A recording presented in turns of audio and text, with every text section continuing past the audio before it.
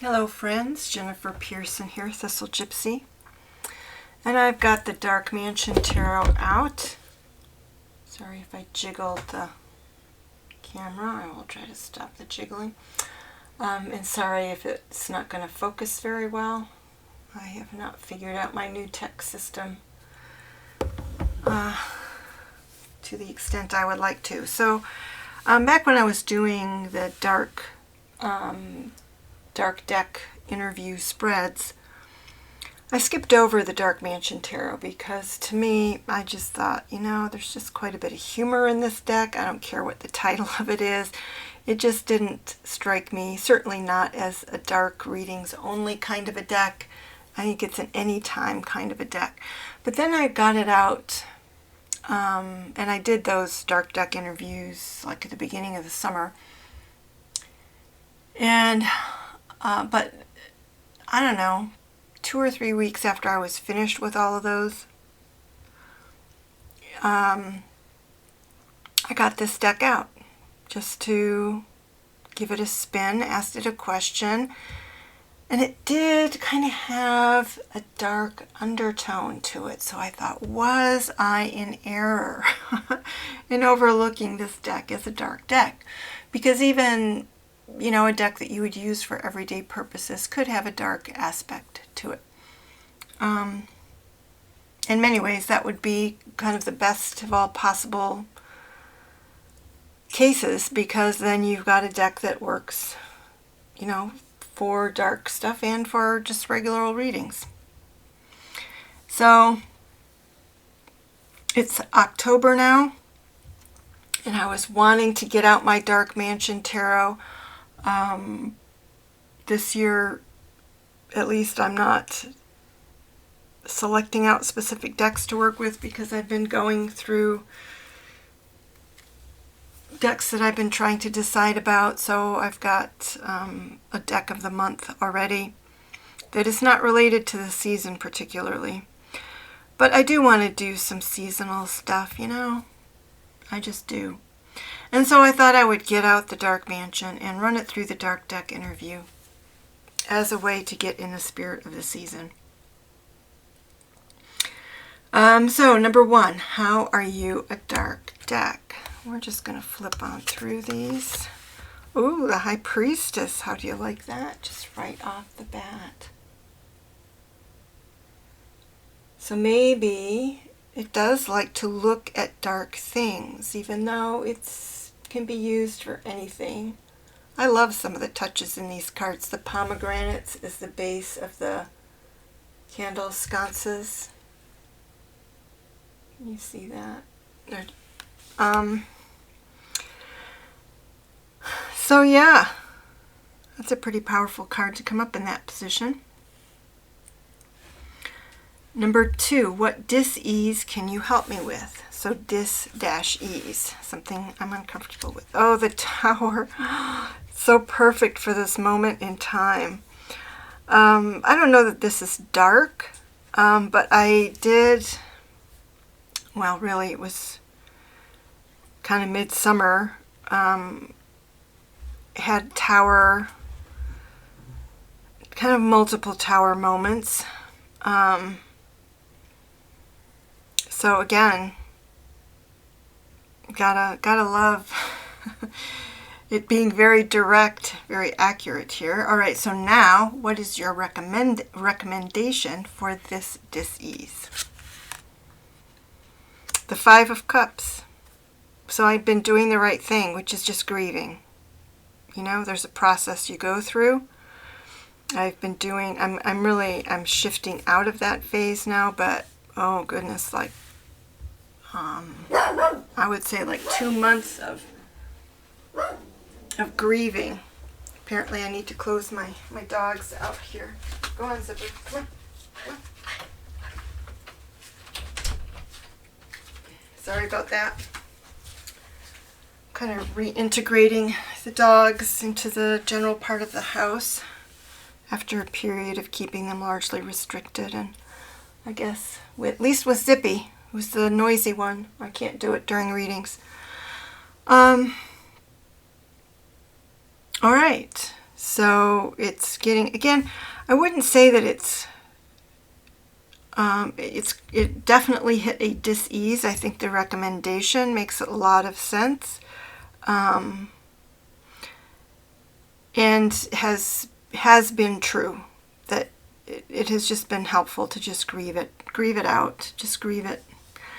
And then, what dark aspect of my personality holds me back the most in my relationships? Seven of Swords. This card has been a bit of a stalker lately, and has had a lot to do with the idea of recycling rather than thieving. Maybe it's saying that I'm repeating the idea of recycling. I'm repeating patterns. Maybe I'm letting people take advantage of me and not realizing it somehow. I don't feel like I've been taken advantage of. Or I'll put it this way. I've definitely been in imbalanced relationships.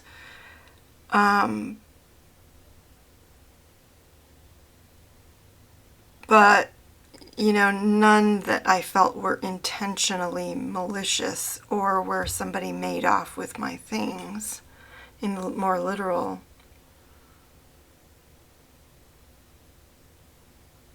aspect of this card.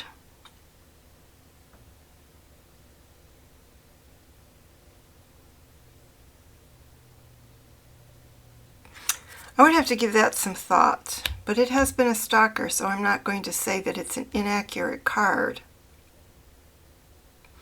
Though it has not come up for relationships, it's been coming up in other areas of my life. Maybe it's a thief of time. Boy, that would make a lot of sense. Allowing people to kind of to steal my time and attention. And again, that's an allowing. It's a distraction. It could also speak to not trusting people enough, actually. Alright, so I'm not going to dwell too much on that. What dark aspect of my personality holds me back the most in my career?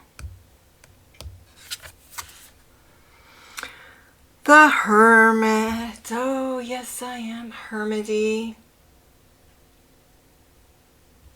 It's hard for people to judge your character or a job well done or other things that might move you forward in your career if nobody can see you, because you're huddled.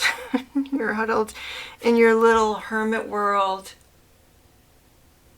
And I confess I do like that, and I like being singular. I don't like big organizations, so that has definitely been something that I've been aware of actually for a long time.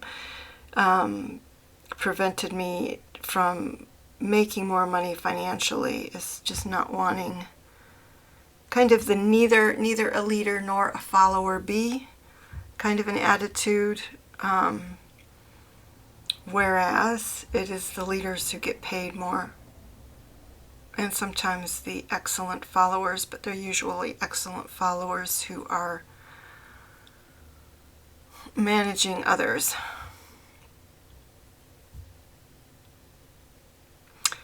So, and that's it. That's the extent. Now, I wouldn't say that this has gone to a particularly dark place. I think it's honest. And I love it as just, straight out, honest, accurate deck. So, pulling no punches, but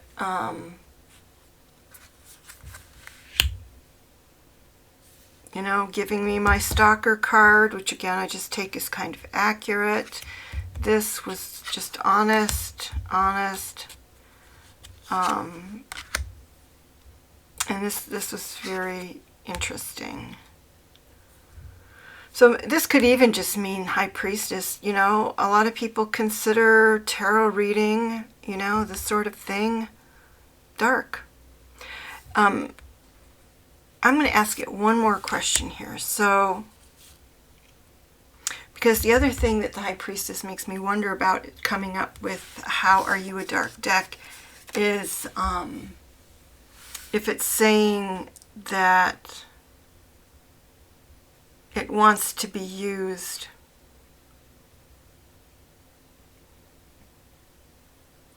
for, I don't know, kind of more darker themed readings or otherworldly readings. It could just mean shedding light on the darkness, which is pretty much what it did during this reading, shedding light on the darkness. Eight of Wands. Now, it's just communicating. It just likes to communicate. It's a communicator. In this particular deck, she's a male woman. Could be messages from the other side. That's kind of what I was thinking. Messages from the other side. Certainly messages in any case. It wants to be used more. One more. Chariot. The eyes on the horses are hilarious. One looks shocked and the other one looks evil. And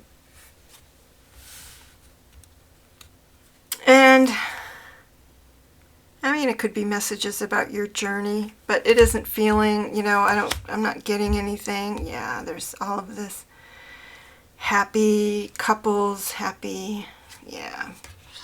So it really, I think I'm going to stick with the idea that it's not really that dark of a deck.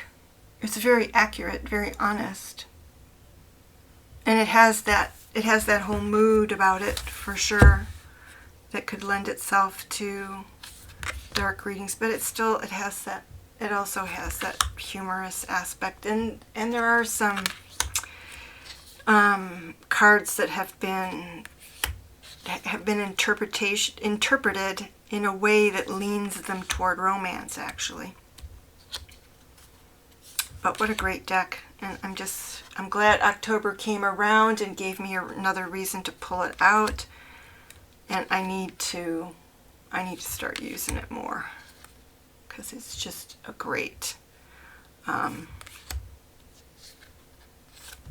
great deck, great reader, great images. Never hurts to have a little humor in your reading. All right, everybody, take care and see you again soon. Bye-bye.